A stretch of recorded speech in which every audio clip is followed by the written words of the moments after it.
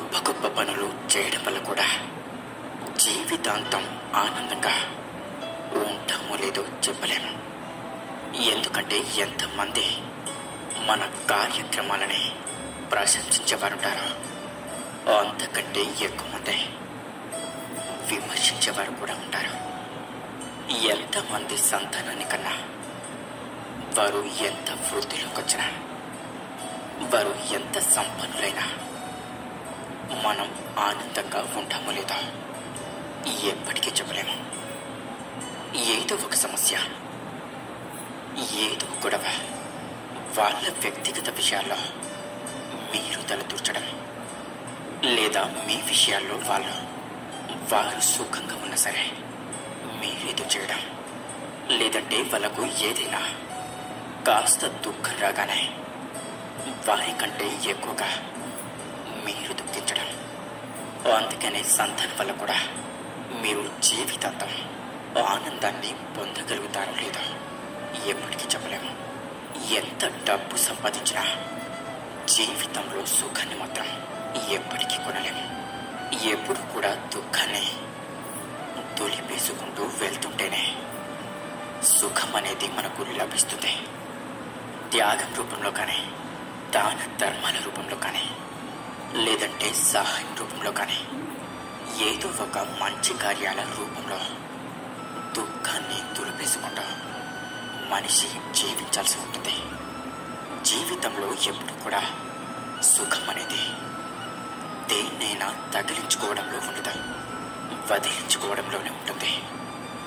మనిషికి 20-30 ఏళ్ళు వస్తున్నప్పుడు అందరూ కొన్ని తగిలించుకుంటూ ఉంటారు, ఇక అవి తప్పవు. కానీ 60 ఏళ్ళు దాటుతుంటే వేటినైనా సరే వదిలించుకుంటూ పోవాలి తప్ప తగిలించుకోకూడదు. జీవితంలో వదిలించుకోవడానికి మించిన సుఖం లేదు, తగిలించుకోవడానికి మించిన దుఃఖం లేదు. మీరే ఆలోచించండి.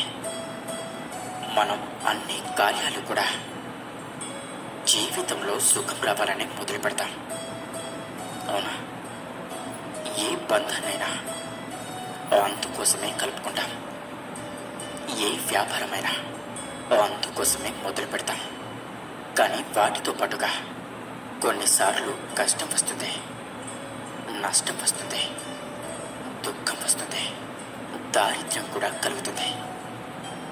60 ఏళ్ళు దాటిన తర్వాత మళ్ళీ ఇన్ని అనుభవించేంత ఓపిక ఆ శరీరానికి ఉండదు.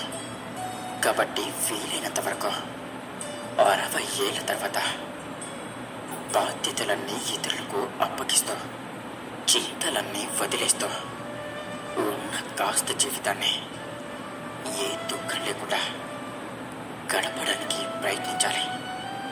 సంతానం ఏదో చేస్తే మనకేదో మోక్షమని, మనకేదో పుణ్యం కలుగుతుందని భావించకుండా వాళ్ళ చేతుల్లో మనం వెళ్ళిపోవడం కంటే ముందుగానే పొందవలసిన అద్వైత జ్ఞానాన్ని పొందగలిగితే వాళ్ళు ఎలా ప్రవర్తించినా కూడా, మన అంత్యక్రియలు చేసినా చేయకపోయినా, ఎవరు చేసినా ఏం చెయ్యకపోయినా మనిషికి తప్పకుండా మోక్షం కలుగుతుంది.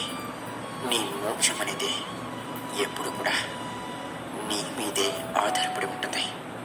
నీ స్వాతంత్రం కూడా నీ మీదే ఆధారపడి ఉంటుంది. నీ జ్ఞానం అలాగే నువ్వు బంధాలతో బంధించబడతావా లేదా విముక్తి పొందుతావా, ఇక ఇది కూడా నీ మీదే ఆధారపడి ఉంటుంది. మీ భార్య మీద కానీ, మీ భర్త మీద కానీ, పిల్లల మీద కానీ, యజ్ఞ యాగాల మీద కానీ, కర్మకాండాల మీద కానీ ఎక్కడ కూడా మీరు ఆధారపడవలసిన అవసరం ఎన్నటికీ లేదు. దానికి మీకు ఎవరు కూడా అడ్డురారు, మీకు మీరు తప్ప. మన జీవితానికి మన మనస్సు తప్ప వేరే ఏ ఆటంకమంటో ఈ ప్రపంచంలోనే ఉండదు. గుర్తుంచుకోండి, భవిష్యత్తుకు ఇంకొక పేరే సంఘర్షణ. హృదయంలో ఏదైనా కోరిక జనించి ఇక అది అసంపూర్ణంగా మిగిలిపోతే ఆ హృదయం భవిష్యత్తు ప్రణాళికలు వేస్తుంది. ఇక భవిష్యత్తులో తన కోరిక నెరవేరుతుంది అనుకుని కలలు కంటూ ఉంటుంది. కానీ జీవితం అనేది రానున్న భవిష్యత్తులోనూ లేదు, గతంలోనూ ఉండదు. జీవితం అన్నది ఈ క్షణంలోనే ఉంటుంది. అంటే ఈ క్షణాన అనుభవించేదే జీవితం. మనకు ఈ విషయం తెలిసినప్పటికీ ఈ చిన్న సూత్రాన్ని కూడా అర్థం చేసుకోలేము. గత స్మృతుల వలయంలో చిక్కుకొని కొట్టుమిట్టాడుతూ ఉంటాము, లేదా రానున్న భవిష్యత్తు కోసం ప్రణాళికలు వేసుకుంటాం. కానీ జీవితం గడిచిపోతుంది. ఇక ఈ సత్యం మన మనస్సులో నాటుకుపోవాలి. మనం భవిష్యత్తును చూడనులేము, రానున్న భవిష్యత్తును నిర్మించనులేము. మనం కేవలం ధైర్య సాహసాలతో భవిష్యత్తును కేవలం ఆలింగనం చేసుకోగలం, స్వాగతం పలకగలం ఆ భవిష్యత్తుకు. అలా చేస్తే జీవితంలోనే ప్రతి క్షణము కూడా చైతన్యంతో నిండిపోతా. మీరే ఆలోచించండి. ఈ ప్రపంచంలో ప్రతి వ్యక్తికి ఏదో ఒక విధమైన బలహీనత తప్పక ఉంటుంది. ఎలాగంటే ఒకరు బహు వేగంగా పరిగెత్తలేకుంటే మరొకరు అధిక భారం మోయలేకపోవచ్చు.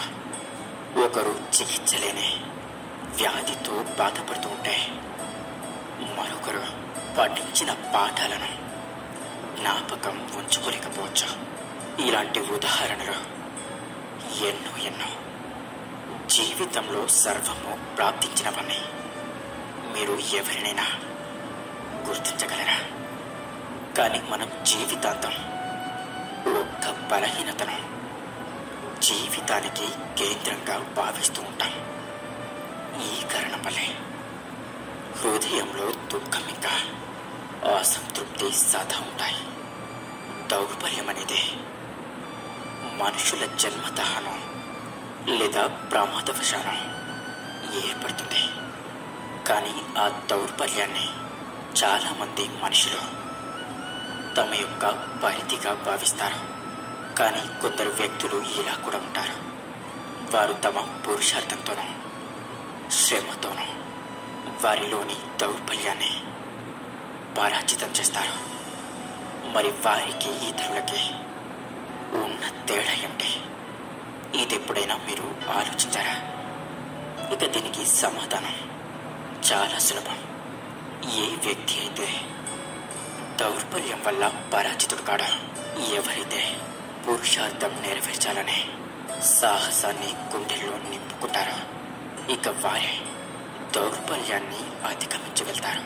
అంటే దౌర్బల్యం అనేది ఆ ఈశ్వర దత్తమే. కానీ పరిధిలో ఏర్పరచుకునేది మనుషుల యొక్క మనస్సే.